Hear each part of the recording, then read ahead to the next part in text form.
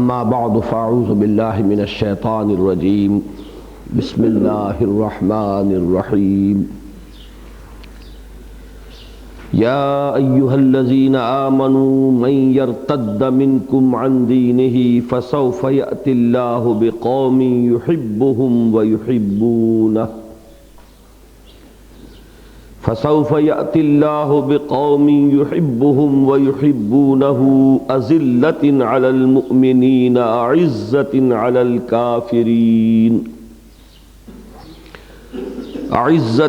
الكافرين يجاهدون في سبيل الله ولا يخافون لومة لائم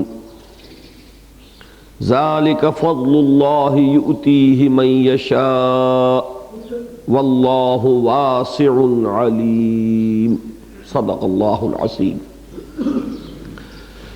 رب اشرح لی صدری ویسر لی امری واحلل عقدۃ من لسانی یفقہوا قولی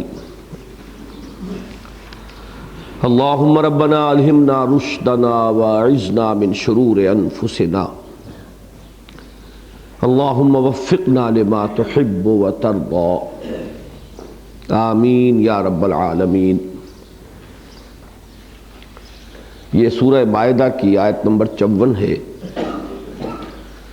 اور اگرچہ اس منتخب نصاب میں اس سے متصل 2 آیات اور بھی شامل ہیں، چنانچہ صفحہ 7 پر جو پہلا سبق ہے وہ آپ نوٹ کریں گے کہ آیات نمبر 55 اور 56 ہے سورہ مائدہ کی، لیکن اس وقت ان کو سپلٹ کیا گیا ہے اس ترتیب کے اعتبار سے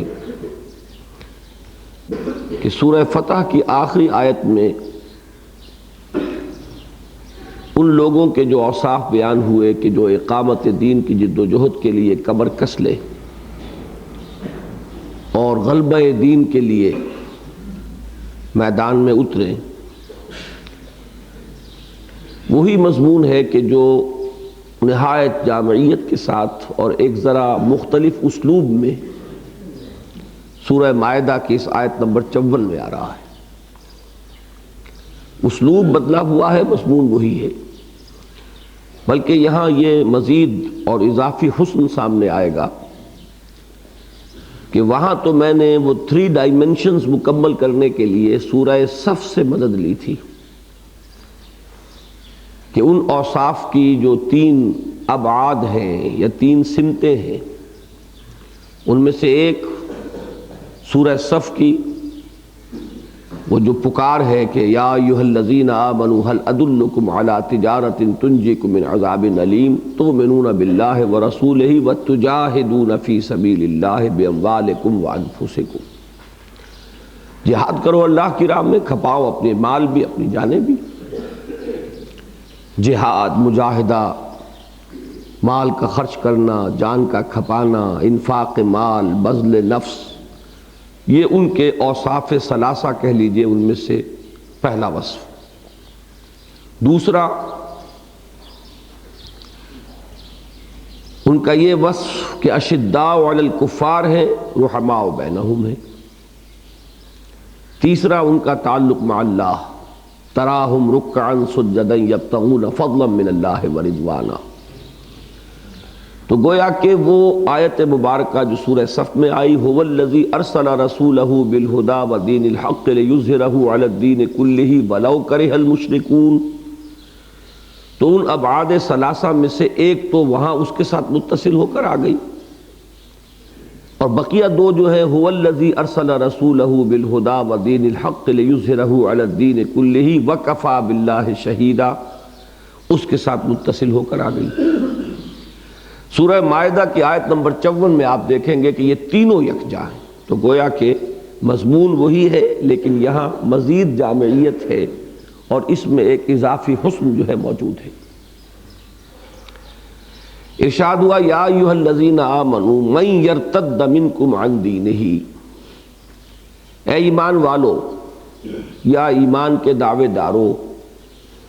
یہ بارہا میرے دروس میں بات آ چکی ہے کہ قرآن مجید میں یا ایھا الذین آمنوا یہ صیغہ خطاب ہے مسلمانوں کے لیے، اب مسلمانوں میں مومنین صادقین بھی شامل ہیں، مسلمانوں میں منافقین بھی شامل ہیں، مسلمانوں میں عزیمت اور ہمت والے بھی شامل ہیں، مسلمانوں میں رخصتوں پر چلنے والے بھی شامل ہیں، مسلمانوں میں ضعفاء بھی ہیں، مسلمانوں میں قوی بھی ہیں۔ میرا ذہن منتقل ہوا ہے حضور کی اس حدیث کی طرف صلی اللہ علیہ وسلم کہ المؤمن القوی خیر من المؤمن الضعیف، وہ مومن جو قوی ہو وہ ضعیف مومن سے بہتر ہے۔ اب یہ قوت اور ضعف کو بھی سمجھ لیجئے کہ ایک ظاہری ہوتی ہے، ایک باطنی ہوتی ہے۔ ظاہر بات ہے کہ انسان کے جسم و جان میں توانائیاں ہوں، ظاہری بھی درکار ہے، تبھی محنت کر سکے گا، بھاگ دوڑ کر سکے گا، مقابلہ پیش آئے گا تو اس میں بھی ضرورت پیش آئے گی۔ لیکن ایک اندر کا ضعف یا اندر کی قوت ہوتی ہے، قوت ارادی، جس کو ہم عزیمت کہتے ہیں، جس کو ہم ہمت کہتے ہیں۔ بسا اوقات ایسا ہوتا ہے کہ تن و توش بہت ہے اور من و وزن جو ہے موجود ہے گوشت کا اور چربی کا، لیکن ہمت نام کو موجود نہیں۔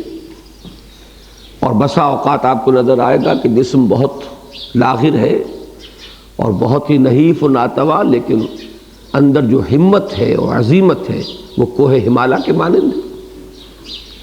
منافقین کے بارے میں یہی وجہ ہے قرآن مجید میں آیا ہے بارہا حضور سے خطاب فرماتے ہوئے کہ اے نبی آپ ان کے تن و توش سے متاثر نہ ہو، لا تعجب کا لا اموالہم تعجب کا اجسامہم، یہ جو ان کی جسم ہے، ان کی یہ تن و توش ہے، ان سے آپ متاثر نہ ہو، وہ آپ کو اچھے نہ لگیں۔ اور آپ اس کے برعکس دیکھیے تو حضرت ابوبکر صدیق رضی اللہ تعالی عنہ نحیف و ناتواں رقیق القلب انسان، لیکن وہ ہمت اور عزیمت جس درجے کی تھی وہ خاص طور پر ظاہر ہوا ہے اصل میں حضور صلی اللہ علیہ وسلم کے انتقال کے بعد، کہ جس قسم کے حالات ایک دم پیدا ہوئے ہیں اور جس طرح کے ہر طرف سے ایک طوفان اٹھا ہے، اس طوفان میں جس طرح کا عظیمت کا ثبوت دیا ہے حضرت ابوبکر صدیق نے، اس میں یقیناً حضرت عمر بھی ان سے بہت پیچھے نظر آتے ہیں۔ انہوں نے بھی مصلحت کا مشورہ دیا تھا کہ کم سے کم مانعین زکوٰۃ کے ساتھ اس وقت آپ ایک نیا فرنٹ نہ کھولیے۔ تو یہ ہے اصل میں قوی اور ضعیف ہر اعتبار سے مسلمانوں میں تو گڑبڑ ہے۔ لہذا جب قرآن مجید میں خطاب ہوتا ہے یا ایھا الذین آمنوا، تو وہاں اصل میں معین کرنا پڑتا ہے کہ یہاں روح سخن اصلاً کن کی طرف ہے۔ کہیں وہ مومنین صادقین کی طرف ہوتا ہے روح سخن، کہیں اصلاً جو اس وقت مخاطب ہوتے ہیں منافق ہوتے ہیں، لیکن ان سے بھی کبھی قرآن میں یہ نہیں کہا گیا یا ایھا الذین نافقوا، بلکہ یہ کہ ان کو بھی خطاب کیا جائے گا تو وہ بھی یا ایھا الذین آمنوا، اس لیے کہ در حقیقت قانوناً چونکہ وہ بھی مسلمان ہیں اور دعوے دار ہیں ایمان کے اور اسلام کے، اس لیے کہیں کہیں میں یہ ترجمہ کیا کرتا ہوں، اس کو ترجمہ نہیں ترجمانی کہنا چاہیے کہ یا ایھا الذین آمنوا، اے ایمان کا دعویٰ کرنے والو، من یرتد منکم عن دینہ، جو کوئی لوٹ گیا تم میں سے اپنے دین سے۔ یہ ارتداد کے لفظ کو سمجھیے، رد یردو کے معنی ہے لوٹا دینا، اسی سے لفظ مردود ہے، مردود لوٹایا ہوا، اللہ تعالیٰ کی جناب سے جس کو دھکے دے دیے گئے، راندہ درگاہ حق مردود ملعون۔ باب افتعال میں بنا ارتداد، ارتداد کے معنی خود لوٹ جانا، خود پھر جانا، پسپائی اختیار کرنا۔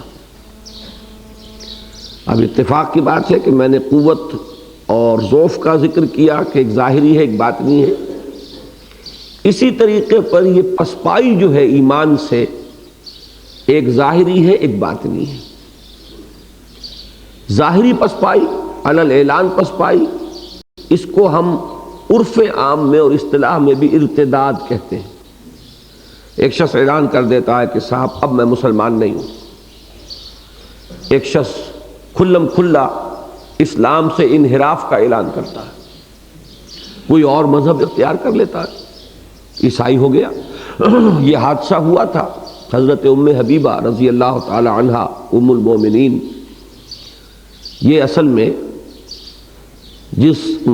جس مسلمان شوہر کے ساتھ ہجرت کر کے گئی تھی حبشہ، یہ ابو سفیان کی صاحبزادی ہیں، وہ بھی بعد میں ایمان لے آئے، رضی اللہ تعالی عنہ، صحابی ہیں، لیکن یہ پہلے ایمان لائی ہیں حضرت ام حبیبہ، اور ان کی شادی تھی، وہ شوہر بھی ان کا ایمان لے آیا تھا۔ تو جیسے حضرت عثمان بھی ہجرت فرما کر گئے تھے حبشہ اپنی اہلیہ کے ساتھ، اسی طریقے سے ام حبیبہ نے ہجرت فرمائی اپنے شوہر کے ساتھ، لیکن وہاں جا کر یہ حادثہ ہوا کہ شوہر عیسائی ہو گیا۔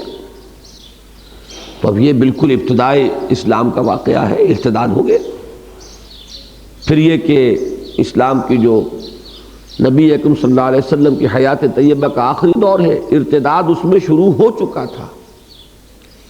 نئی نبوت کے دعوے دار صرف حضور کے انتقال کے بعد نہیں کھڑے ہوئے، بلکہ حضور کی اپنی حیات طیبہ کے آخری دور میں یہ فتنہ کھڑا ہو چکا تھا۔ کچھ طالع عظمہ قسم کے لوگوں نے یہ دیکھا کہ یہ دکان تو خوب چمک گئی محمد کی صلی اللہ علیہ وسلم، نبوت کے بنا پر کیا کچھ انہوں نے حاصل کر لیا۔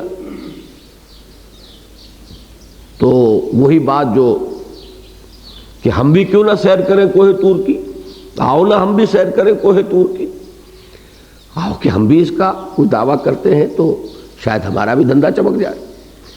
تو جو لوگ کور باطن تھے، جنہوں نے حضور کا بھی اسے دھندا ہی سمجھا، انہوں نے اپنا دھندا بنانے کی کوشش کی، اور یہ حضور کی حیات طیبہ میں ہو گیا ارتداد۔ تو کہنے کا مقصد یہ کہ ایک ارتداد ہے علی الاعلان، کھلم کھلا انحراف اسلام سے، کسی اور نبوت کا اقرار یا کسی اور مذہب کا وہ قبول کر لینا۔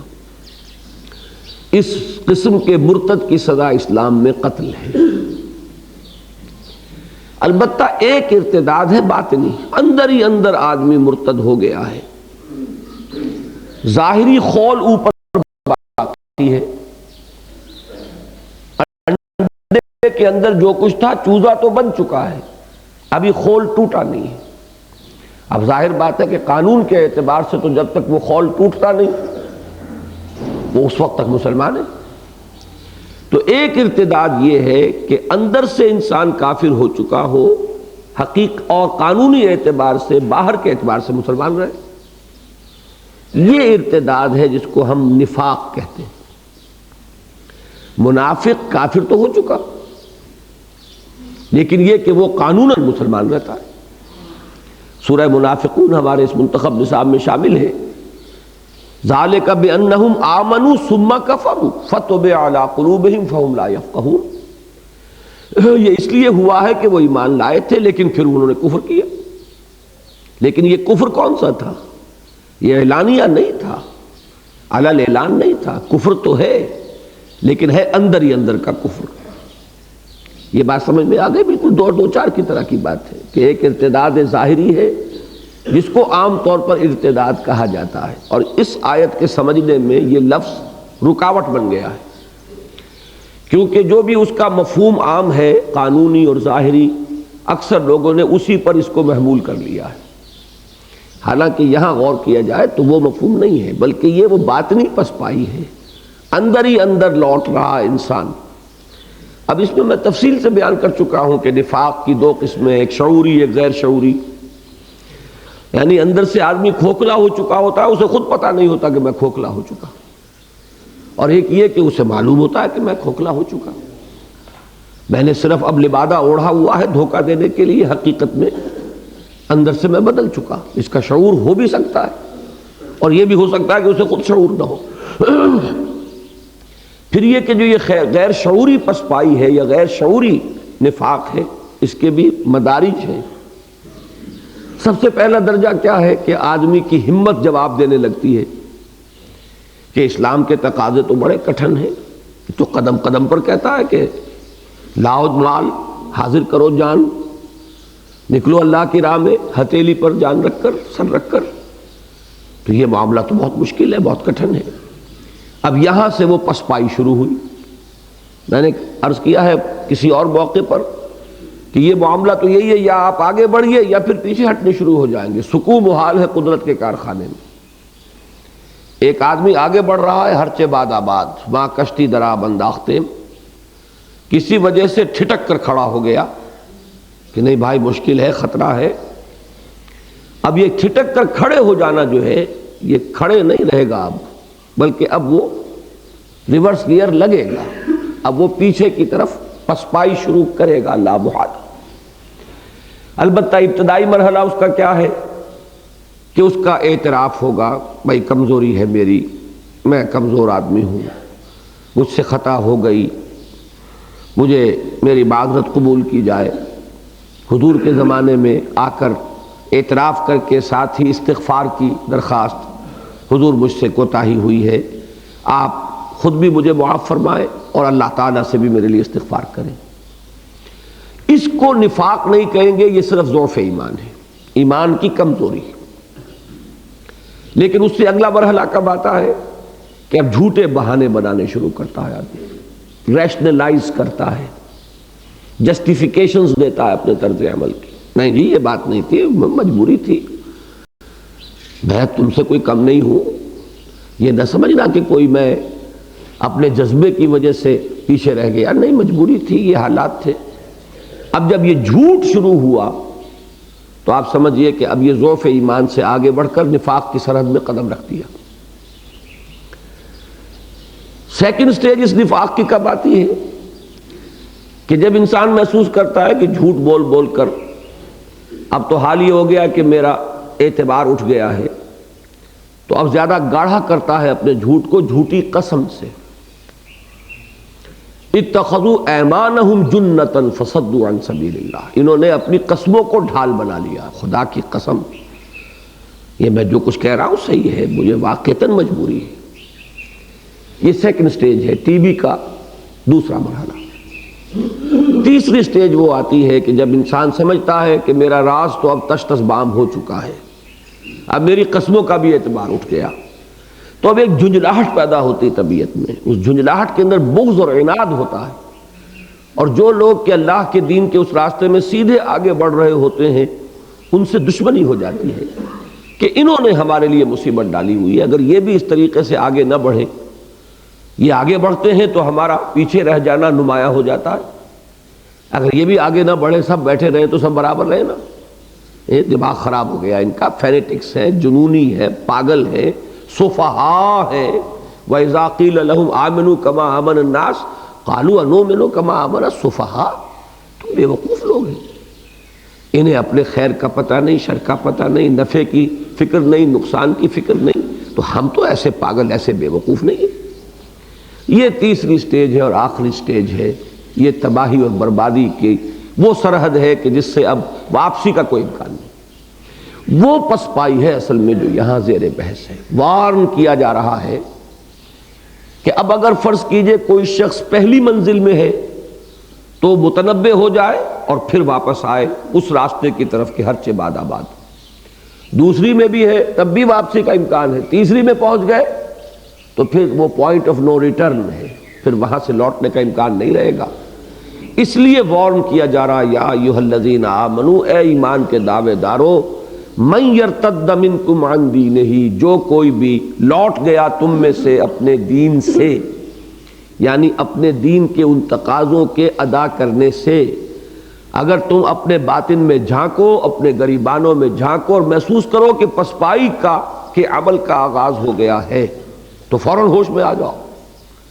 یہاں کلام میں ایک حذف کا اسلوب ہے کہ جو بھی تم میں سے پیچھے پھر جائے گا وہ یہ نہ سمجھے کہ وہ اللہ کا کچھ بگاڑے گا۔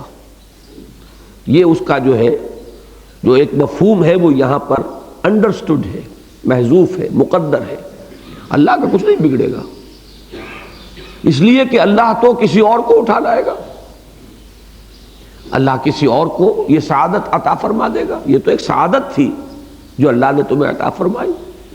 منت منے کہ خدمت سلطان ہمیں کو نہیں، منت شناس ازو کہ بخدمت میں داشت۔ تم اپنا احسان نہ دھرو کہ تم بادشاہ کی خدمت کر رہے ہو، بادشاہ کا احسان مانو کہ اس نے تمہیں اپنی خدمت کا موقع عطا فرمایا. تو یہ تو ایک سعادت تھی کہ اللہ نے تمہیں چن لیا، تمہیں پسند فرمایا. هو اجتباکم. لیکن اب اگر تم اس سے دستبردار ہو رہے ہو، پسپائی اختیار کر رہے ہو، کم ہمتی کا اظہار کر رہے ہو، تو اللہ کا کچھ نہیں بگڑے گا. اللہ تو پھر کسی اور کو اٹھا دے گا. وہ پوری کی پوری قوم کو ختم کر کے کسی نئی قوم کو اپنے دین کا جھنڈا تھموا سکتا ہے. پوری نوع انسانی کو ہلاک کر کے ایک بالکل کوئی نئی نسل پیدا کر سکتا ہے. افراد کو ہٹا کر ان سے بہتر افراد لا سکتا ہے. لہذا اس میں سارا گھاٹا، سارا نقصان تمہارا اپنا ہے. اللہ کا نہ کوئی گھاٹا ہے نہ کوئی نقصان ہے. یا ایھا الذین آمنوا من یرتد منکم عن دینہ فسوف یأتی اللہ بقوم. تو ان قریب اللہ تعالیٰ ایسی قوم کو لے آئے گا، اٹھا لائے گا. اب اس قوم کے کیا اوصاف ہوں گے، یہاں وہ آپ کو 3 ڈائمنشنز نظر آ جائیں گی. اس میں گویا کہ انڈائریکٹلی تلقین ہو رہی ہے اگر اس راستے پر چلنا ہے تو یہ 3 اوصاف تمہیں اپنے اندر پیدا کرنے ہیں. یہ ہے ان اصل مومنین صادقین کی ان 3 اوصاف کا پھر ایک بیان اور ایک ذکر. یہاں ذرا ترتیب تو بدلتی ہے، اسلوب بدلتا ہے، ترتیب بدلتی ہے. ترتیب میں بھی یہاں دیکھیے کہ ہم نے جو کل دیکھا تو سورہ صف کے حوالے سے پہلے جہاد آیا، یہاں جہاد آخر میں.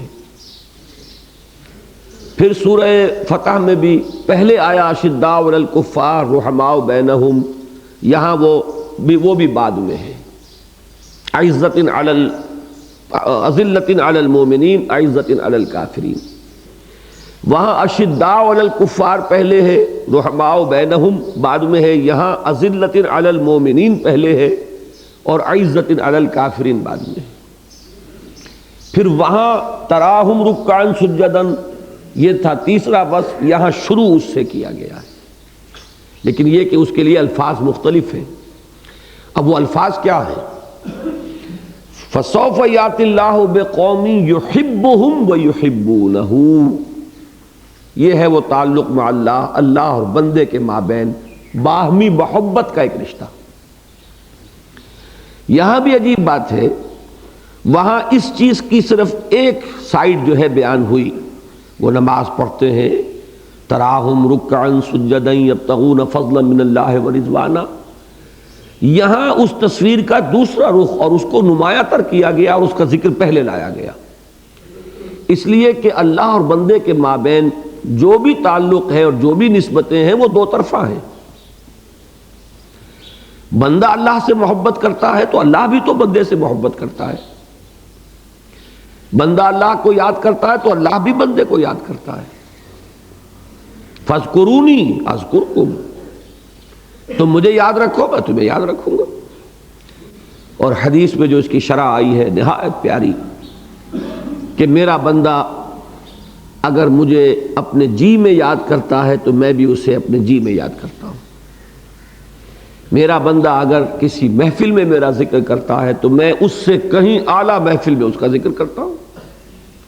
وہ اعلیٰ محفل کیا ہے؟ ملائے اعلیٰ کی، ملائکہ مقربین کی محفل میں اللہ اپنے اس بندے کا ذکر فرماتا ہے. تو یہ ذکر جو ہے 2 طرفہ ہے. تم میری طرف چل کر آؤ گے، میں تمہاری طرف چل کر آؤں گا. اس میں کس حد تک ہے شرح کہ میرا بندہ میری طرف چل کر آتا ہے تو میں بھی چل کر آتا ہوں. وہ دوڑ کر آتا ہے، میں دوڑ کر آتا ہوں. وہ بالشت بھر آتا ہے، میں ہاتھ بھر آتا ہوں. یہ بھی ایک دوسرے کے ساتھ معاملات. تم میری مدد کرو، میں تمہاری مدد کروں گا. ان تنصروا اللہ ینصرکم.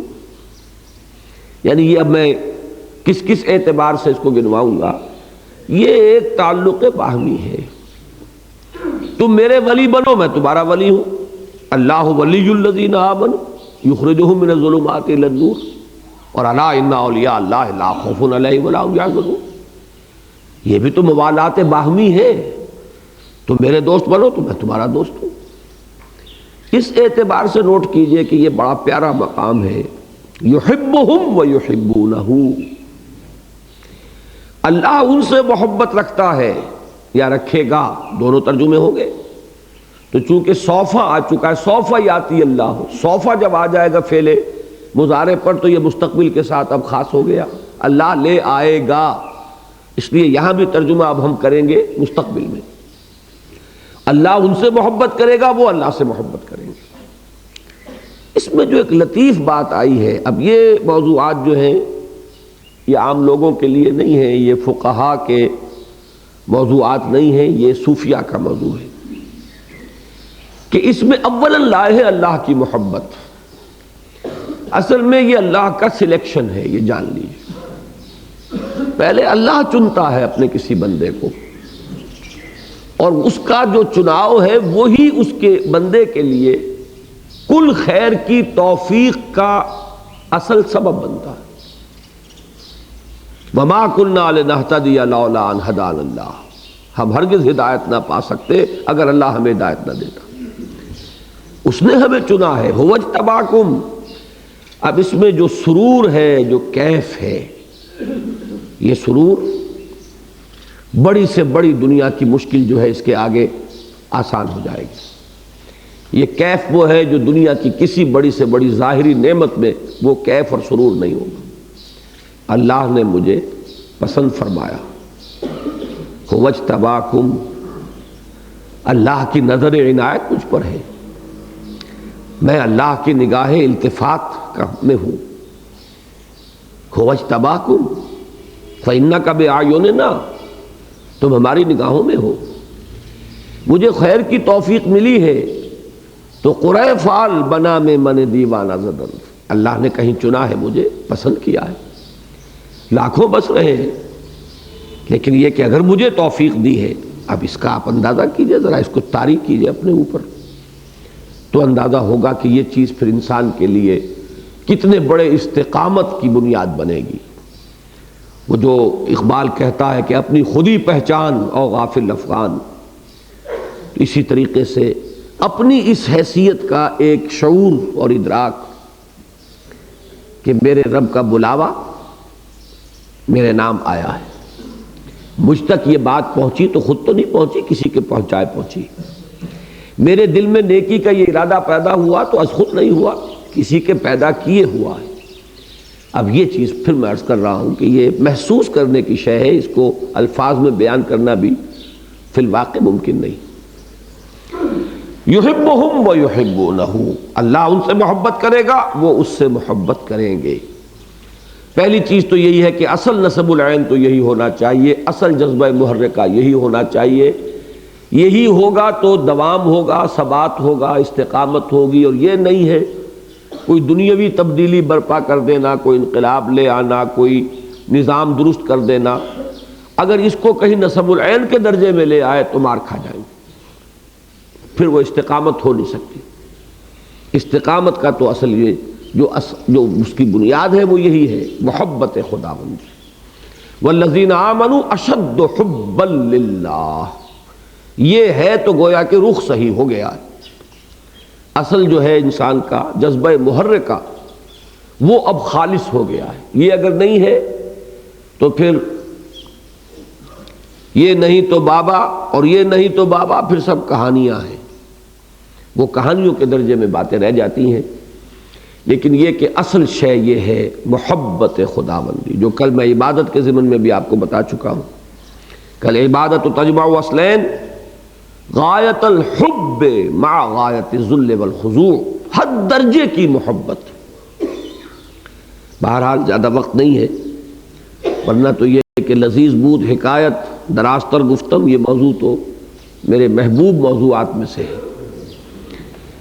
یحبہم ویحبونہ، اب دوسرا وصف آیا، اذلۃ علی المؤمنین اعزۃ علی الکافرین، یہ وہاں آ چکا ہے۔ اشداء علی الکفار رحماء بینہم، اب اس سے اس کی اہمیت کا اندازہ کیجئے۔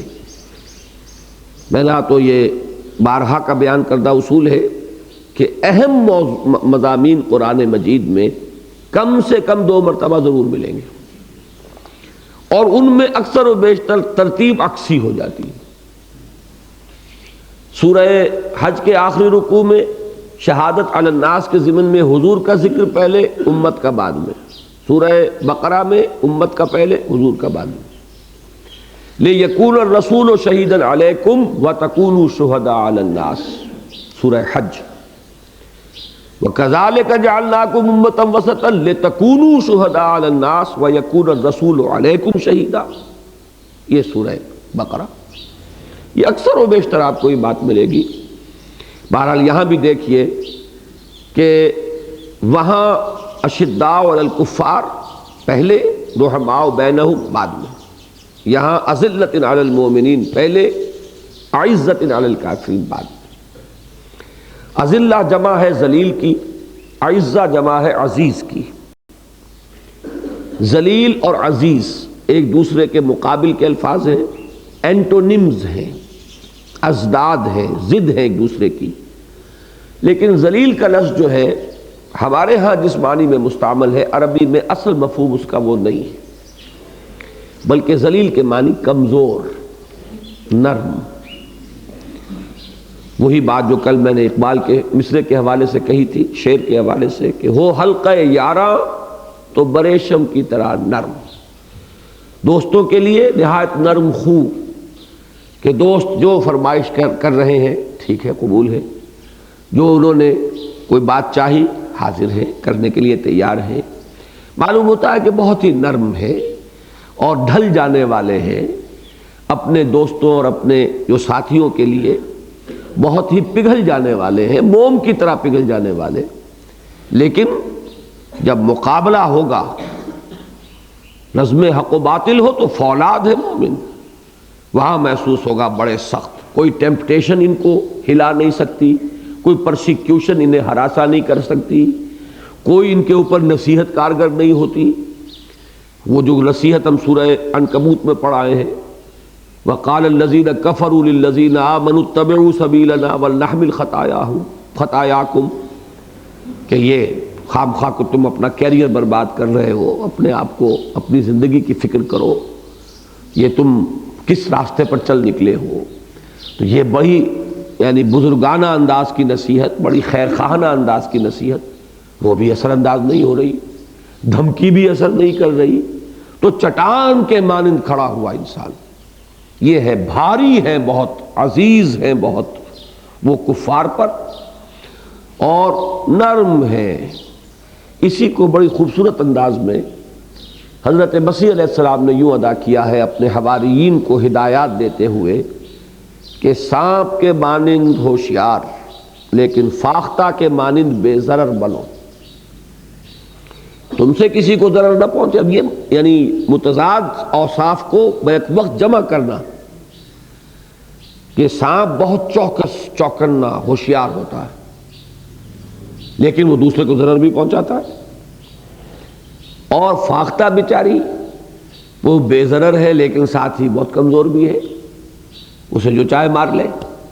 تو یہ نہ ہو، فاختہ بھی نہ بنو اور سانپ بھی نہ بنو، لیکن سانپ کا ایک وصف تمہیں اپنے اندر لانا ہوگا، ہوشیار، چوکس، چوکنے، کوئی تمہاری غفلت سے فائدہ نہ اٹھا جائے، کوئی تمہیں بھولا سمجھ کر اور تمہارے اس بھول پن کو ایکسپلائٹ نہ کر جائے، لیکن تم سے کسی کو ضرر نہ پہنچے۔ اب یہ بہت ہی بلیغ پیرایا ہے، تو انہی ازداد کے اعتبار سے یہاں پہ میں نے اس کو مثال کے طور پر پیش کیا ہے کہ نرمی ہے، جیسے کہ ہر وقت ہر سانچے میں ڈھلنے کے لیے تیار، لیکن کس کے لیے؟ اہل ایمان کے لیے، اپنے ساتھیوں کے حق میں، اہل ایمان کے حق میں بہت نرم، لیکن مد مقابل یہ محسوس کرے کہ ان کے اندر تو انگلی دھسانے کا امکان نہیں ہے، کہیں ان سے کسی بھی درجے میں ان کو متاثر کر لینے کا کوئی امکان نہیں ہے، یہ تو چٹان کی طرح کھڑے ہوئے۔ یہ دوسرا وصف ہے۔ تیسرا وصف وہ ہے جو سورہ صف کے حوالے سے میں نے کل جس کا ذکر کیا تھا، اس لیے کہ یہ تو ہمارے اس منتخب نصاب میں یہ کما حقہ بیان ہو جاتا ہے، جہاد اور جہاد میں جان اور مال کا کھپانا، یجاہدون فی سبیل اللہ۔ اب دیکھیے قرآن مجید کا ایک اسلوب ہے، میں نے بھی کسی درجے میں اس اسلوب کو قرآن سے مستعار لیا ہے، میری تحریروں میں آپ کو یہ اسلوب ملے گا کہ یہ جوڑے اگر آ رہے ہیں تو جوڑوں ہی کی شکل میں بات کو پھر آگے چلانا، جوڑے کی شکل تھی یحبہم ویحبونہ، جوڑے ہی کی شکل ہے اذلۃ علی المؤمنین اعزۃ علی الکافرین۔ اب جہاد کے ساتھ بھی ایک جوڑا لے آئے، یجاہدون فی سبیل اللہ ولا یخافون فی اللہ لومۃ لائم، اور ہرگز خوف نہیں رکھتے اللہ کے معاملے میں کسی ملامت کرنے والے کی ملامت کا۔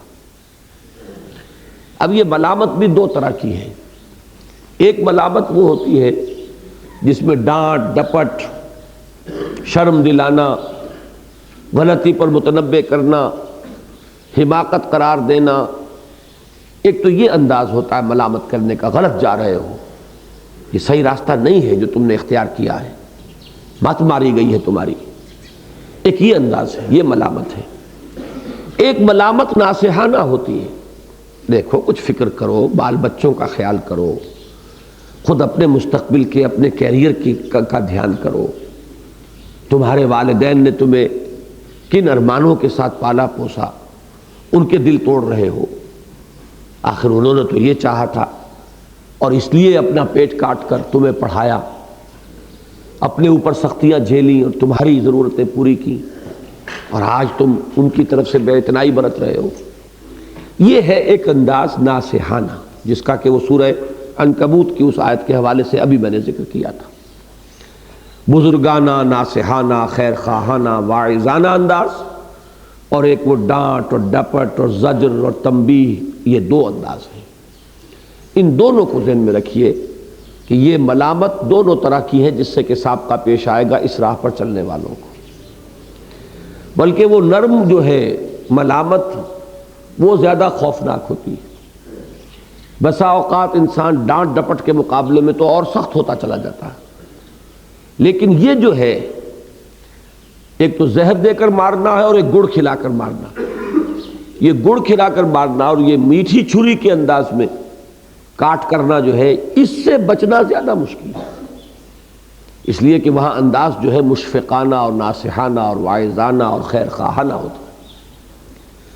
اب یہ اگرچہ درس قرآن کے اعتبار سے تو کبھی کبھی میں محسوس کیا کرتا ہوں کہ نسبت خاک رہا بعالم پاک ان کا ذکر بھی شاید موضوع نہ ہو، لیکن بہرحال ایک انقلابی رنگ کا چونکہ معاملہ تھا فیض کی شاعری میں، تو وہاں یہ چیز آپ کو مل جائے گی۔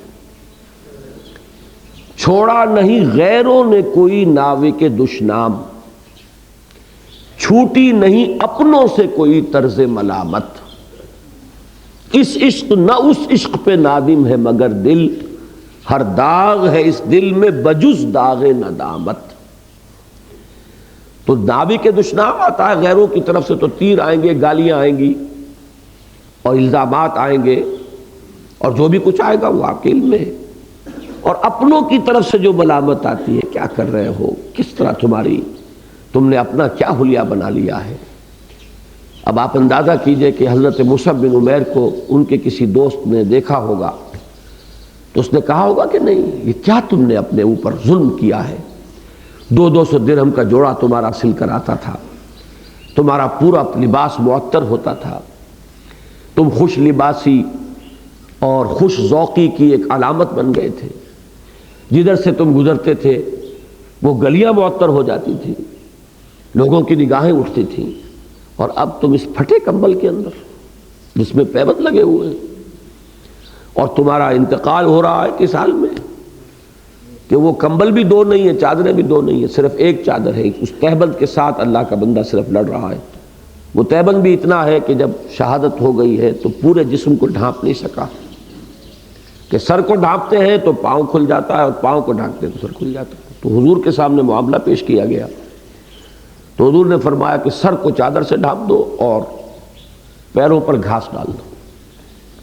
تو کہاں سے کہاں، از کجا تاب کجا، اس کے سارے درمیانی مراحل کو بھی آپ نوٹ کر دیجیے۔ ایک دن میں تو نہیں ہو گیا یہ، اس کو ہونے میں یوں سمجھیے کہ کم و بیش 10 برس لگے، 11 برس لگے۔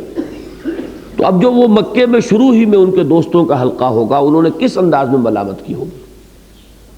مادر ذات برہنہ تو گھر سے نکالے گئے تھے، کہاں 200 درہم کا لباس اور کہاں مادر ذات برہنہ کر کے چچا نے گھر سے نکالا۔ تم نے اپنے باپ کا دین چھوڑ دیا ہے تو اس کی جائیداد پر اور اس کی چھوڑی ہوئی دولت پر اور اس کے ترکے پر تمہارا کوئی حق نہیں، نکل جاؤ گھر سے۔ نکلنے لگے ہیں تو اس نے کہا یہ لباس بھی اسی باپ کی کمائی کا ہے جو تم نے پہنا ہوا ہے، تم نے تو آج تک پھوٹی کوڑی نہیں کمائی، یہ تو باپ کی وہ چھوڑی ہوئی دولت ہے جس پر تم گلچھرے اڑاتے رہے ہو آج تک، اتارو یہ کپڑے بھی، وہ کپڑے بھی وہی اتارو۔ یہ اصل میں دیکھیے، اصل میں یہ جو نصیحت کا انداز ہے اور یہ جو ملامت ہے یہ زیادہ خطرناک ہے۔ جیسے کہ حضرت امام احمد ابن حنبل نے فرمایا تھا کہ ایک دور تو وہ تھا جب کہ ان پر ماریں پڑ رہی تھی، وہ مار کے اگر وہ ہاتھی کو ماری جائے تو وہ بلبلا اٹھے، اس پر کبھی کوئی آنسو آنکھ میں نہیں آیا۔ جب صورتحال بدلی ہے دربار خلافت کی اور اب وہ خلیفہ آ گیا کہ جو فتنے والا دور جو تھا وہ ختم ہو گیا، اب اس نے اشرفیوں کا ایک توڑا، ایک تھیلی جو ہے وہ بھیجی ہے، تو اس کو دیکھ کر رو پڑے اور کہا کہ اللہ میں اس آزمائش کے قائل نہیں ہوں، یہ آزمائش زیادہ بھاری ہے اس کوڑوں سے کہ جو پڑ رہی تھی۔ تو یہ ہے لا یخافون فی اللہ لومۃ لائم۔ یہ تین ڈائمنشنز ہو گئیں ان لوگوں کو۔ اب یہ ہمارے لیے کسوٹیاں ہیں جیسے کہ میں کل عرض کر چکا ہوں، اس میں کوئی بھی ادعا کا یا دعوے کا پہلو جو ہے اللہ تعالیٰ کی پناہ طلب کرنی چاہیے ہمیں اس سے کہ ہم میں سے کسی کے بھی ذہن میں وہ ادعا یا دعویٰ پیدا ہو، لیکن آئیڈیل یہ ہے جو ہمیں رکھنا ہے، آئیڈیل کو مسخ نہ کیا جائے۔ اگر ہم اس معیار پر اپنے آپ کو پورا نہیں پا رہے تو اپنی کوتاہی کا احساس رہے، اس کا اعتراف رہے، اس کا اقرار رہے، لیکن یہ کہ اگر ہم اس آئیڈیل کو بدل دیں گے تو پھر اصلاح کا کوئی امکان نہیں رہے گا۔ تو ان مقامات کو اس اعتبار سے مستحضر رکھنا ضروری ہے کہ یہ ہے اوصاف، اس راہ کے مسافروں کے لیے زاد راہ یہ ہے، اس جد و جہد کے لیے کمر کسنے والوں کے لیے یہ ہے لازمی اوصاف۔ یا ایھا الذین آمنوا من یرتد منکم عن دینہ فسوف یأتی اللہ بقوم یحبهم ویحبونہ اذلۃ علی المؤمنین اعزۃ علی الکافرین یجاہدون فی سبیل اللہ ولا یخافون لومۃ لائم ذالک فضل اللہ یؤتیہ من یشاء۔ اب اسی لیے یہاں پر اب فضل کے میں نے کل کئی جو معنی بیان کیے تھے، استعمالات قرآن مجید میں، اب ایک یہ نیا استعمال ہے، یہ بھی تو اللہ کا فضل ہے۔ اب اس کا تعلق جڑ جائے گا اسی یحبہم سے، یہ اللہ کا فضل ہوا تو انسان اس راستے کی طرف آیا۔ پھر یہ کہ ان اوصاف میں جتنی جتنی بھی ارزانی ہوئی وہ اللہ تعالیٰ ہی کے عطا کرنے سے ارزانی ہوئی، یہ اللہ کا فضل ہے، جس کو چاہتا ہے وہ عطا فرماتا ہے۔ اب معلوم ہوا کہ اسی نے چنا، کسی کو اگر چنا اسی نے ذوق عطا فرمایا اگر عطا فرمایا، اسی نے شوق عطا فرمایا اگر شوق ملا، اسی نے جذبہ عطا کیا اگر کسی کو جذبہ ملا، اور کہاں سے، کوئی اور سورس تو ہے نہیں۔ تو یہ چیزیں اللہ کے فضل میں سے، ذالک فضل اللہ یؤتیہ من یشاء، یہ اللہ تعالیٰ کا فضل ہے، اس کی دین ہے، اس کی عطا ہے۔ پھر اس کو نوٹ کیجئے کہ یہ اگر احساس رہے گا تو انسان میں کبھی تکبر پیدا نہیں ہوگا۔ پہلی بات تو یہ کہ وہ ایک اس میں سرور ہے، اس میں کیف ہے، میرے رب نے مجھے چنا ہے، میرے رب نے مجھے پسند فرمایا ہے، قرۂ فال میرے نام نکالا ہے۔ تو اس میں انسان کا عنایت خداوندی کا جو ایک خاص اپنی ذات پر ایک احساس ہوتا ہے، یہ سب سے بڑی انسان کے لیے قوت کا یہ منبع اور سرچشمہ ہے۔ دوسرے یہ ہے کہ یہی وہ چیز ہے کہ جو تکبر کی راہ ختم کرتی ہے، راستہ مسدود کرتی ہے۔ اگر اس کے برعکس صورت یہ ہو، میں نے یہ کیا،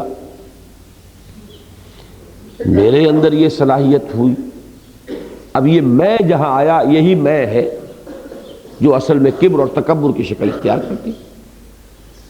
اور یہ آپ کو معلوم ہونا چاہیے کہ شیطان کے وار سب پر ایک طرح کے نہیں ہوتے۔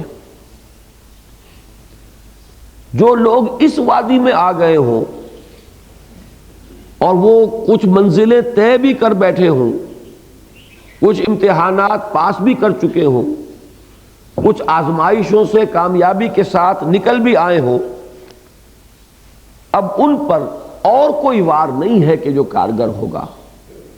ان کے لیے شیطان کے پاس ایک بہت بڑا ہتھیار ہے اور وہ تکبر کا.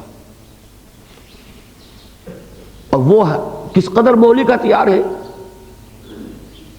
حضور فرماتے لا يدخل الجنہ من کان فی قلبہ مثقال ذرۃ من کبر.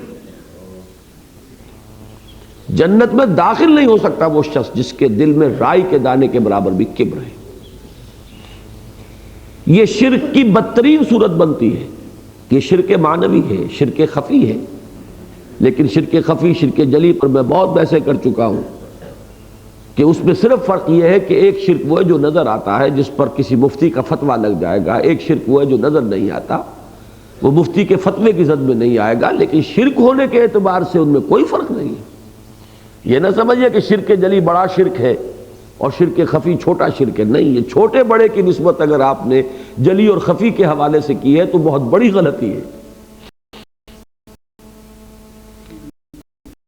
جلی اور خفی والی نسبت ہے, بس چھوٹے بڑے کی نسبت کہاں سے لے آئے. تو یہ جو ہے تکبر بہت بڑا شرک ہے. اس لیے کہ اس کے لیے حدیث قدسی میں الفاظ یہ آئے کہ الکبر ردائی, یہ جو تکبر ہے یہ میری چادر ہے. گویا کہ جو کوئی تکبر کرتا ہے وہ میرے کاندھے سے میری چادر گھسیٹ رہا ہے. اور یہ عرب میں سب سے بڑی توہین تھی کسی کی. ان کے لباس میں ان کی شخصیت اور وجاہت کا انڈیکس جو ہے وہ ایک چادر ہوتی تھی. وہ چادر جو خواتین کے لیے وہ کہلاتی تھی جلباب, جس کا کہ ذکر سورہ احزاب میں آیا ہے. وہ سمیٹ کر اپنے پورے جسم کو اس چادر کے اندر لپیٹ کر نکلتی تھی. صرف جو اسلام نے اضافہ کیا وہ چہرے پر اس کو لٹکا لینے کا ہے, ورنہ پہلے سے وہ چادر ان کے لباس میں کا جزو لازم تھی. عورت گھر سے باہر شریف عورت نکلتی تھی. کنیز اور لونڈی کا معاملہ اور ہے. جو شریف گھرانے کی عورت نکلتی تھی, آزاد عورت, وہ اپنے پورے جسم کو چادر میں لپیٹ کر نکلتی تھی. اس میں صرف اضافہ کیا ہے کہ یدنین علیہن من جلابیبہن, بس. اسی طریقے سے مردوں کے لباس میں اعلیٰ ترین شے, جیسے آج کل بھی پٹھانوں کے لباس میں چادر جزو لازم ہے. چادر ان کے کندھے پر ہوگی اور وہ بڑی ملٹی پرپس چادر ہوتی ہے. وہی مسلح بنتی ہے, وہی سونے کے لیے کام آئے گی, وہی جب وہ رفع حاجت کے لیے بیٹھتے ہیں تو وہ اس کو اپنے گرد اس طریقے سے وہ کر لیتے ہیں کہ وہ ایک ٹینٹ بن جاتا ہے. وہ حال نہیں ہوتا جو آپ کو پنجاب میں نظر آتا ہے کہ کھلم کھلا کام جو ہے, بلکہ یہ کہ وہ اپنی اس چادر کو اپنے گرد بالکل ایک خیمے کی طرح وہ تان لیتے ہیں. تو بڑی ملٹی پرپس چادر ہے. عرب میں یہ چادر لباس کا جز تھا, اور جو جتنا اعلیٰ ہوگا انسان رتبے میں, دولت میں, اتنی ہی قیمتی چادر ہوگی. چادر سے انڈیکس, جیسا کہ میں نے عرض کیا, اس کا رتبہ معین ہوگا. اب چادر کسی کی گھسیٹ لینے کا مطلب اسے بے عزت کر دینا. تو کبر میری چادر ہے, الکبر ردائی. یہ جامہ صرف مجھ کو راست آتا ہے. اگر کوئی متکبر ہے تو گویا کہ اس نے میرے کاندھے سے میری چادر گھسیٹی ہے, اس سے میرا اعلان جنگ ہے. وہ تو مد مقابل بن گیا میرا. یہ بھی تکبر جو ہے اس راہ کا سب سے بڑا فتنہ. میں نے یہ کر دیا اور میں نے یہ کچھ کھپا دیا. اہلک تو مال اللبدا, میں نے تو بہت دولت لگا دی, لٹا دی, صرف کر دی. میں نے اپنی جوانی کھپا دی, میں نے اپنی توانائیاں لگا دی. یہ چیز جو ہے بدترین تکبر کی بنیاد بن جائے گی اگر یہ خیال نہ ہو کہ یہ سب کچھ اس کی دین ہے, اس نے عطا کیا ہے, اس نے توفیق دی ہے, اس نے تیسیر فرمائی ہے, اس نے ایسے مواقع پیدا فرما دیے. وہ مواقع کہ اگر وہ نہ ملتے تو نہ معلوم ہم کہاں لڑک رہے ہوتے, کس نالی میں گرے ہوتے. کوئی شخص آخر شراب پی کر نالیوں میں گرا ہوئے بھی ملتے ہی ہے آپ کو.